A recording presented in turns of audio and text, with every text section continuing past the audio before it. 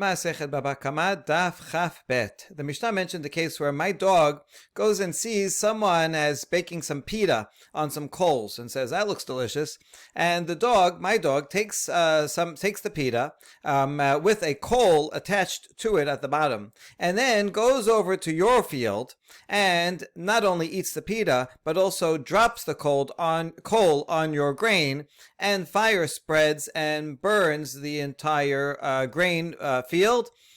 In that case, I, owner of the dog, am responsible 100% for the pita, because that's shen, it's eating in a normal way, something that does not belong to me on someone else's grounds, so that's fully responsible. However, for burning down the grain with fire, I'm only responsible for half, because that is indirect. We're going to talk about now, this case is going to come up in the following discussion regarding fire, and we'll have to use, we're going to see two analogies of what fire is like, and this case of the Mishnah is going to come up in the course of the discussion. So here we go. Itmar, Rabbi Yochanan amar isho mishum chaitzav, Veresh Lakish amar isho mishum mamono. Rabbi Yochanan says that if I cause a fire to break out and the fire spreads, that's the same as me shooting an arrow at someone or something and causing damage. That's my direct force. Just like an arrow, or we might say a gun. If I take a gun and shoot someone, I can't say, "Oh, the bullet did it," right? No, that's a continuation of my direct force, as if I did it with my hands. I'm directly responsible, and that's the same as fire. Fire is the same thing. Resh Lakish, however, said, no, it's not the same. Fire is like something that is my possession that does damage, like my ox. If my ox goes and does damage, yes, I am responsible, but to a lesser level than if I do it myself or with my own force. And so therefore, the liability for fire is going to be somewhat less, and we're going to see a practical difference between them soon. First, let's figure out why does each one say what they say. How come Resh Lakish doesn't say that in fact it is like arrows? I caused a fire, I lit a fire, and it spreads. Isn't that same as shooting an arrow and it flies? Amar lach hisab mikocho kazli. Hi lo mikocho kazli. Resh Lakish says, no, it's not the same. When I shoot an arrow, that's going directly from my strength. I pull the bow back, throw the arrow, it goes from my strength. Whereas fire travels from its own strength. Light a fire, and then the wind, or just the progression of the heat of the fire, propels itself, and therefore I am more liable for an arrow, that's my own direct strength, than for fire that propels itself. Rabbi Yochanan, that was a good point, that fire propels itself. That's more like an animal that propels itself. So how come you don't agree with Resh Lakish? Amar lach mamonait be'mamasha, ha let be'mamasha. And he could answer that my property, like my ox, that has substance. An ox is a real thing. You can touch it and feel it. It has weight. It has mass. Whereas fire does not. Fire, it's energy, it's a reaction, but it doesn't have its own mass, it doesn't have substance, and therefore you can't say I own I can say I own an ox, but how could you say I own a fire? It's not something that has substance, and therefore it's more like a force, and similar to the force of my hand, or something that extends directly from my force, and so that is the conceptual reason that each disagrees with the other. All right, now we're going to challenge each opinion from our Mishnah. Tenan. Hakeleb shenatal charara. We have the case of our dog here that goes and takes a pita and a coal. Bishlamal demandamar isho mishum chisav dekelev hu. I understand, according to the one who said that it's an arrow, that was Rabbi Yochanan. So we have my dog goes and eats the pita. Okay, eating the pita, everybody agrees that's a simple case of shen, and I'm fully liable. Now, it also took a coal and lit something on fire, and that would be chitzav, that would be a direct force. But it's not my direct force as the owner, because I didn't even touch the fire. But rather, it's something that came from the direct force of the dog. That's the same as pebbles, that, while animals walking and pebbles fly out. And in that case of pebbles, we saw that I have to pay half the amount, because it's an indirect cause from that my property caused an indirect damage. And therefore the fire is the same thing. It's as if the animal himself, it comes from the force of the animal, that's like pebbles, and flies out like pebbles and spreads and goes and burns down the grain. That explains that why I'm half liable for the grain perfectly well. That's good for the Yochanan. Ela leman damar isho mishum mamono hayesh lav mamono de baal kelev hu. But according to the one who says it's fire, that fire is like mammon, that's the shakish.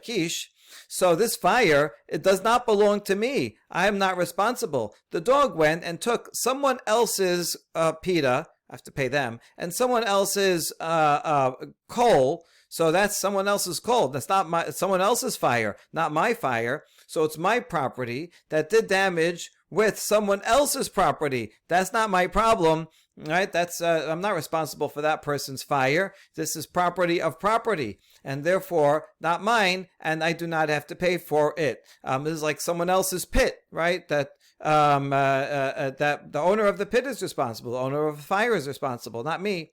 So therefore, in this case, why am I liable? Why is the owner of the dog liable for paying for the grain? Pita, we understand, but not the grain. Yochanan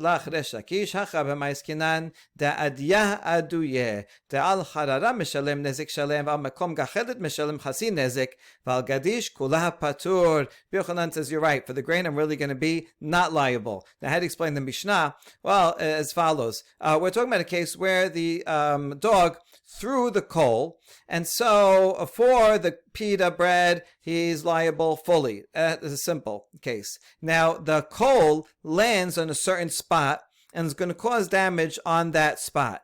That, even according to the Shakish, is like pebbles, because we're not talking about the fire that's spreading, but rather the hot coal itself is going to burn one spot wherever it lands. And so that's like pebbles, and that would be chatzi nezek. Now, the heat of that coal is going to cause a fire, and the fire is going to spread. That's not my problem. I don't own the fire, and therefore I do in fact do not have to pay. So the Shakish is going to explain there's actually 3 levels of things, and yeah, you're right, for the last level, for the Kaddish, I'm not liable at all. When the Mishnah says half nezek, that wasn't for the grain, for all the grain, but rather only the spot that the coal landed on. Rabbi Yochanan, and how Rabbi Yochanan how will Rabbi Yochanan explain the Mishnah? In a simple way, danha anuche, and it's where the dog came, he put the coal down directly on the grain. Al chadarav makom gachelet meshalim nezek shalem, and therefore for eating the pita and for the spot where he put it down, that's direct damage. By both of these are direct damage by the animal, and so therefore I have to pay a full amount. Ve'al hagadish meshalem chasi nezek. Now the fire that spread from the coal, well, that's the same as arrows. That's the same as something that comes from the force of the dog, which that itself would be the same as pebbles that fly out, and therefore I am liable for all of the grain, chatzi nezek, and that would be Rabbi Yochanan's explanation. Okay, so we had a challenge against the Shakish, but we were able to resolve the challenge through a somewhat forced interpretation of the Mishnah that ends up saying that I'm not really liable for the grain. But nevertheless, it's a possible explanation, so we're going to try another proof. Tashema, Gamal ta'un pishtan ve'avar b'shut harabim. Nichnesa pishtano letoch hachanut ve'dalku benero shel chenvani ve'edlik et habira. Baal hagamal chayav hiniach chenvani nero bachutz chenvani chayav. Rabbi Yehuda Omer bener Chanukah patur. We learn in the Mishnah later on in the Masechet that, let's say I have a camel and it's full of carrying a load full of flax, and the flax is all big and sticking out, and it's it's walking through the marketplace, and there's stalls along the side of the marketplace. And as it's walking, the flax is sticking out so much that if it enters into a store owner, and there's a lamp inside the store, and that the flame from that lamp ignites the flax, and then the flax is on fire, and now the camel, as it's walking, causes the whole building to go up in flames. In this case, the owner, I'm the owner of the camel, I am liable, right? Because the store owner did not do anything wrong. He has a lamp inside his store. He's allowed to have a lamp in his store. I have my flax sticking out and causing the fire to move around. I'm the cause of spreading the fire. I should have been more careful with the flax sticking out, and so I am liable to pay for everything that burns down in the building.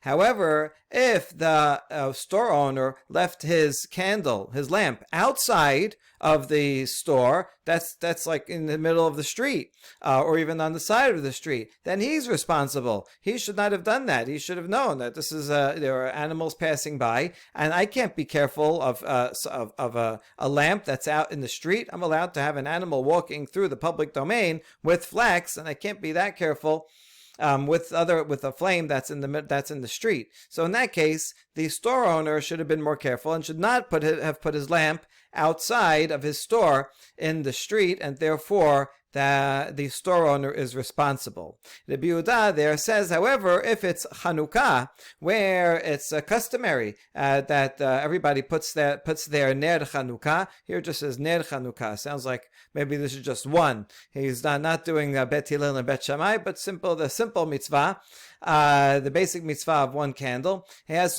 one lamp there, and he puts it, because it's ner Chanukah, he wants to do Pirsum Nisa, he puts it in front of his store, and everybody's doing that, and that's expected to do on Chanukah. In that case, the store owner is not liable, because he was within his rights during those 8 days to keep it out. And as the animal owner, should know it's Chanukah. There's lots of candles out. I have to be much more careful to make sure my camel's pack is not sticking out at all. All right, that's the Mishnah. We understand, according to the one who says that fire is the same as arrows, so this is called arrows of the camel. This is something that is caused by the force of the camel, and that's why I would be liable. The camel here is passing by, and he got some fire from inside, and now is moving it to the building. And so the camel is causing the fire to be spread by its own force. That would be the same as pebbles. And therefore, I, the owner of the camel, and I'm liable to pay half of the damage. But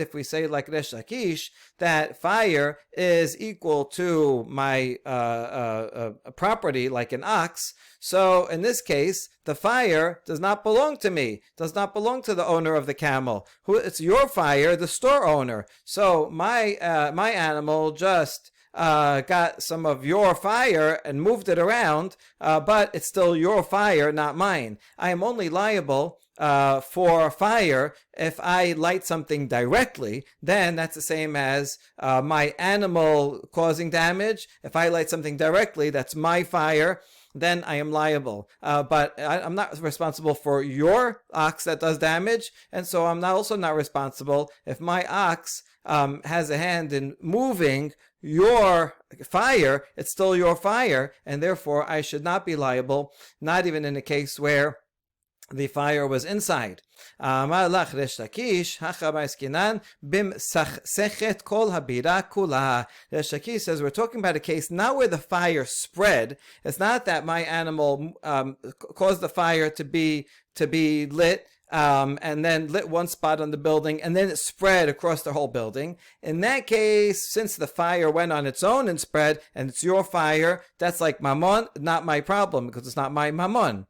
Rather, we're talking about a case where my animal's flax got ignited from your fire, and then my animal walked the entire length of the building and lit on fire every single spot of the building. So the building burnt down not because the fire spread, but rather because my animal spread it.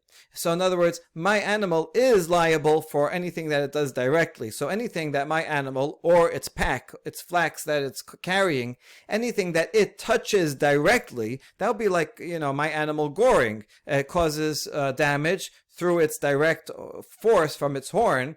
So if it happens to be that its flax is on fire and touches something and that spot burns, that's a direct cause. Even as Shakish would say, that's like an arrow. That's a direct cause. So it's my animal goes and walks down every single inch of the building and causes the whole thing to burn down. That's why I'm liable, but I wouldn't be liable for if a fire just lit one spot and it spread through the rest. Okay, ihachi emasefa, iminiach chenvani nero mibachutz chenvani chayav, v'ibemsachsechet amai chayav. Now, the sefa of the same Mishnah says, if the store owner left his fire outside, then the store owner is liable. Now, why would the store owner be liable if my animal is going and directly igniting everything else there? Then what does the store owner have to do with that, right? Why would he be liable? It's not, after all, his fire that spread, but rather my animal that moved it around. And the answer is B'sha'amda. You know what? This Mishnah is not talking about where my camel is walking and moved the fire everywhere, but rather my camel is standing in place, and standing in place in front of your store, and you left the candle outside.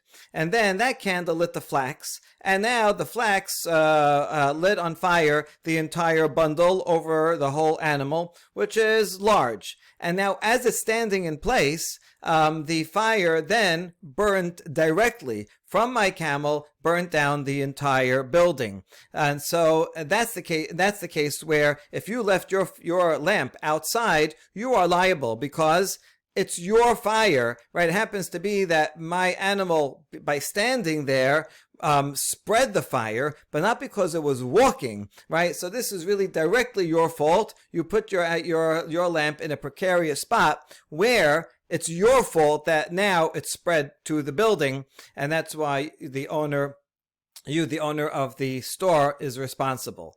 Now we ask, Amda v'sichsecha, kol sheken dechenvani patur u'ba'al gamal hayav. If so, that it's standing in one place, and then it spread, all the more so that the store owner should be not liable, and the camel owner should be liable, because if I'm the camel owner, and I see this happening, I should move my camel away from the building, and away from your lamp, to make sure this doesn't happen, right? It's just standing in place, it's not doing anything, and it's causing your fire to spread to the whole building. I should be liable and make sure it moves. Amar Rav Huna bar Manoach mishmei de Rav Ika hacha b'mais kinan kegon she'amda latil memeha. Oh, we're talking about a case where my camel just happened to be right at that moment and on that spot had to urinate, it had to go, and try to move a camel when it's going, can't move it. It won't want to go, and therefore it's beyond my possibility of moving my camel out of the way. So this is anus. I can't do anything. It's just the camel staying there until it's good and done, and therefore it's your fault, the owner of the store owner. You should not have put your candle outside, because it's likely that the candle is going to light other things on fire. It's not because my animal moved it anywhere. Just by standing there, the fire spread, but it's your fire and spread everywhere, so it's your problem. Now, Resha Bal Gamal Hayav Delai Be'e Lehla Pushe. So now what's the difference according to this? Resha and Sefa are both when it's standing there and it won't move because it's relieving itself. So what's the difference between the Resha and the Sefa? In the Resha, the owner of the camel, am liable because I should not have overloaded it with flax so much that the flax is going to stick into the store and then go and be lit on fire. That's my responsibility. If it does get lit on fire and now it spreads to the flax and from the flax to the building, I am responsible, even according to Resh Lakish, but it's not because the fire spread. The fire itself directly, my animals, which is on fire, is touching the building directly and causing it to be damaged. That is a direct cause of my animal, and that would be the same as pebbles. Whereas in the sefa, the store owner is liable because he should not have left his lamp outside. And so it's his problem that, there's going to be animals that are going to be walking there or stopping there. And then it's your fire that spread, and that is your mammon, your problem, not my problem. Just happened to be that my animal was a conduit to moving the fire. However, my animal had a right to be there, and I could not have possibly moved it anyway, and therefore the store owner is responsible. And so there we go. We can explain that case also according to both opinions. So now yet another attempted proof. Tashema. Hamadlik et hagadish v'haya gedi kafut lo ve'aved samuch lo v'nisraf imo chayav. Eved kafut lo gdi samuch lo v'nisraf imo patur. So I go and I light your stack of grain. Now it happened to be that in addition to the grain, there was a goat that was tied to that stack of grain, and that got burnt and died also. And there was also a slave nearby. The slave is not tied to it. And I go but the slave, for some reason, didn't move away and got burnt and died. So I am liable for the grain and for the goat. I have to pay the monetary amount for the grain and the goat. I am not responsible for the death of the slave, because the slave is a human being who has a brain, and the slave should have seen, hey, this is a fire. I smell smoke here. He should have seen that there's a fire, and he should have run away. He just sits there and allows himself to get burned to death. That's not my problem. Okay, so therefore I am responsible for the monetary amount, but not of the grain and the goat, but not the slave. The second part says, but what if the slave was tied there? It's tied up and he couldn't walk away. And there's also a goat that's nearby. The goat really doesn't matter if it's tied up or not. The goat we may not realize until it's too late.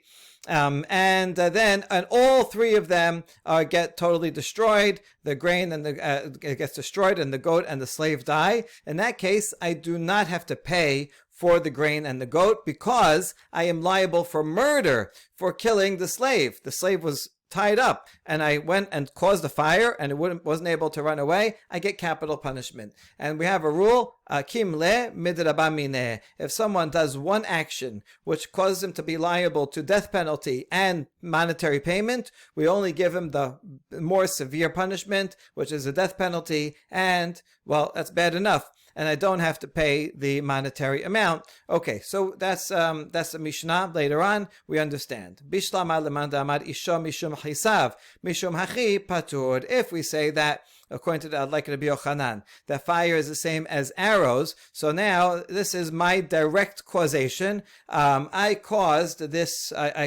fire, and as the fire moves around, it's like an arrow. And so if I shoot an arrow and kill a person, I am liable, death penalty. I can't say it's the arrow's fault, I didn't do it, right? You're liable to murder. Even if you shoot someone with a gun, you don't have to kill someone with your bare hands to be liable to murder. So that makes sense. Even if I just lit the one part of the grain, and then the fire spread and killed the goat and the slave, I am directly liable. But according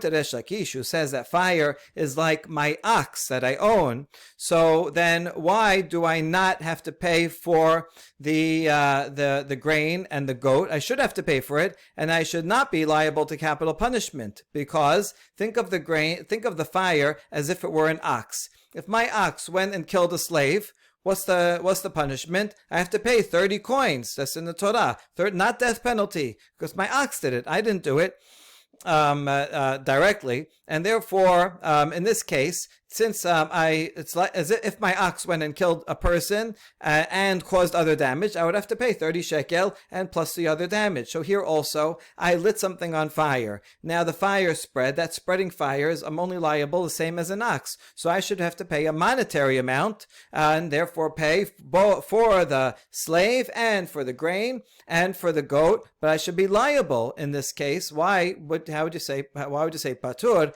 Question to Resh Lakish. Amar lach Rabbi Shimon ben Lakish, that's the same as Resh Lakish. Hacha b'maiskinan keshehisit begufo shel ayved tekam le b'draba mineh. So he explains, this is a bit gory, but I'm assuming it's theoretical.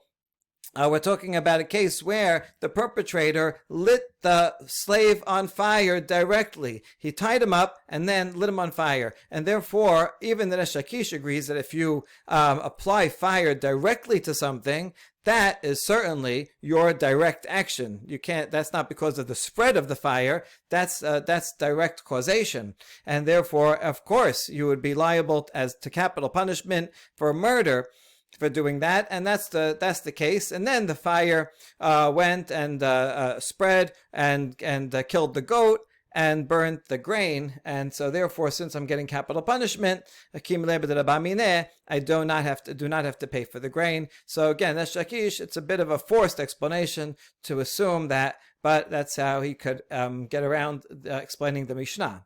We ask, why, if that's the case, then what's the chidush of the Mishnah? We already know the principle of kim le'em b'mineh, that you get only the bigger punishment. So of course, if he lit a person on fire directly, he'd be capital punishment and wouldn't have to pay. Oh, the chidush is a case where one person owns the goat and a different person owns the slave. I might have thought that since I caused damage to two different people, one, I killed a slave, and that's one liability to capital punishment, and the other one is I caused it's capital punishment there because it's not like an ox killing it. I lit him on fire directly, so that's absolute murder. Even for a slave, I have to pay. I get capital punishment. And so for one of them, I caused him damage that I'm liable for capital punishment. The other person who owned the goat, I am liable to him to pay for his goat. So I might have thought that even though it's one action, we do not apply kim le'em b'draba mineh because the liability is to two different people. And so maybe I would have to pay for the goat and also get capital punishment. So that's the chidush of this Mishnah, that we apply kim le'em b'draba mineh even when there are two different victims, and I'm liable to one person money, and one person I am liable to death penalty for what I did to his property. We still apply kim d'Rabba mineh, and I only get capital punishment and do not have to pay the owner of the goat.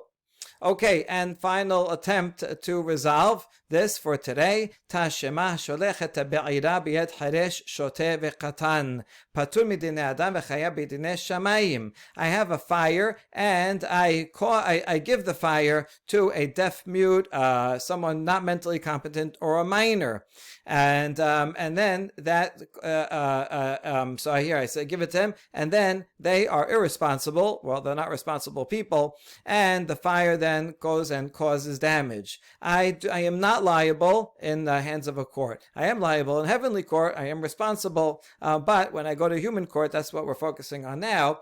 They do not hold me liable because I didn't do it directly. I burned something down directly. I put it in the hands of a minor who, if he just did nothing and sat there, the fire would not spread. So it's the minor who caused it to spread, and therefore I am not responsible. Now, Bishlam Alaman Damar Isho Mishum Chisav de Hareshu. According to the Yochanan, this is fine, because he said that a fire is the same as someone's arrows, and this would be therefore the arrow of the cheresh. If the cheresh goes and takes a gun and kills someone, the cheresh is responsible, not me. So it's his direct force, and so he's a human being who is responsible for his actions, even though he's not fully mentally competent. But it doesn't go to me. But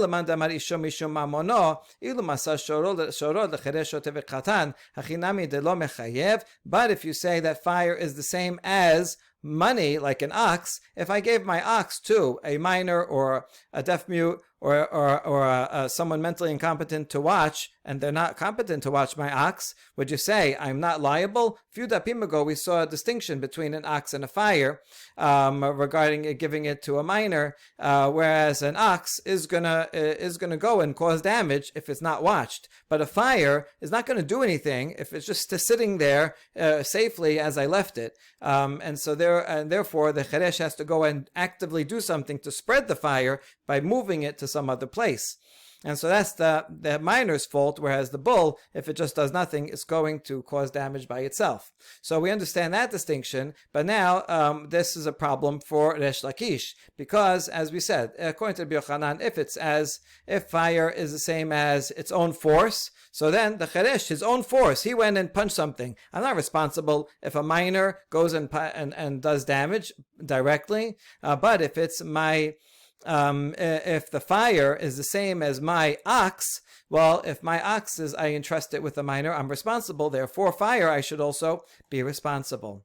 Hait madala, Maresh Lakish, Mishmed Chizkiah, lo shanu ela keshemasar lo gachelet veliba, aval masar lo shalhebet, hayav, my ta'ama, bari hezekah. Oh, Resh Lakish already answered this question by saying that in the name of Rabbi Yochanan, when do we say that I am not liable when I entrust a fire with a minor? That's only if I gave him a coal. It was a coal, and just if you leave it, it'll go out. And then the minor went and he fanned the coal and caused it to be hotter and be on fire. And so therefore, that's the minor's fault, not my fault. However, if I give it a live fire, if I give it a whole flame, a torch, then I am liable, because there the damage is self-evident. It's definitely going to cause damage.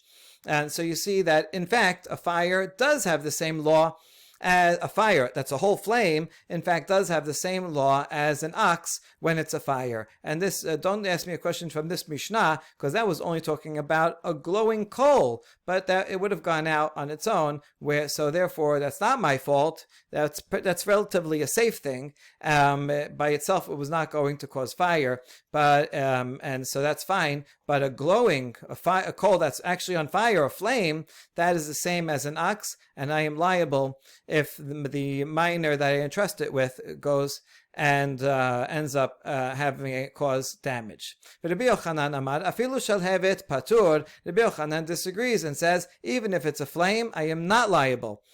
Kasabar sabta de cheresh kagarim la mechayev adamasar le gavza silta ushraga. Rabbi Yochanan thinks that it's the deaf mute's handling of the flame that's what caused the flame to go and spread, right? It's because I gave him a flame, but then he directly moved the flame and caused it to spread, and therefore the deaf mute is responsible for his own actions, and it's not my problem. When would Rabbi Yochanan agree that I am responsible? Only if I go and I give the deaf mute, give him chopped wood, kindling chips, and a fire, and all that. So now he has everything. Like, no matter what he does, he's going to cause a blaze and is going to cause a fire. So there, yes, I'm directly responsible. But just for a flame, as long as he keeps the flame right within the boundaries of a safe space and doesn't go off and light something purposely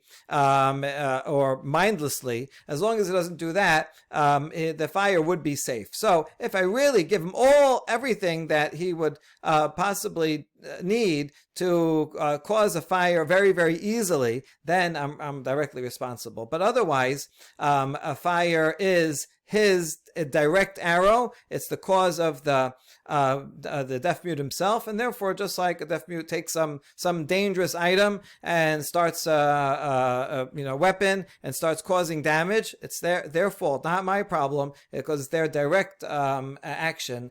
So too the same with fire. Baruch Adonai Leolam. Amen ve'amen.